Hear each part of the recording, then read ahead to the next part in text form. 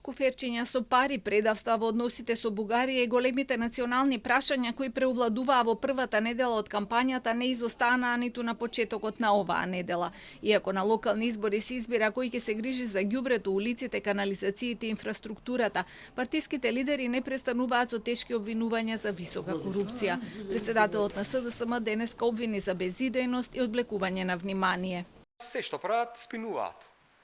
Куфери со пари, предавства, поделба на граѓаните. И тоа е нешто што го прават во континуитет, тоа не е нешто ново. Тие исто како и ланската кампања и сега ја тераат кампањата. Ама сега водат државата, имаат одговорности, мора да покажат резултати. Граѓаните гледаат дека немаат никаква испорака. Филипче негираше дека имал средба со Зијадин Села за предизборна коалиција во Струга. Тврди дека во оваа фаза нема соработка, за понатаму ќе се одлучува по првиот круг. Повторно обвини за злоупотреба на институциите од страна на началници од МВР кои според него воделе состаноци на местни комитети на ВМРО ДПМН и побара реакција од Тошковски. Министерот пак вчера одговори дека е невозможно да ги познава сите вработени во МВР, ниту пак да е запознаен со нивните активности надвор од службените обврски. Доколку се тврди дека некој постапил спротивно на законот, ќе биде постапено исто така согласно законот, вели во својата реакција.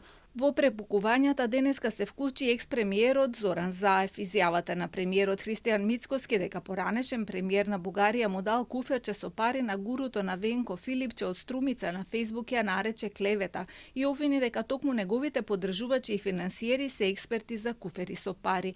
Неговото огласување во јавност подпредседателот на ВМРО ДПМН го нарече доказ дека Заев уште ги влече конците во партијата.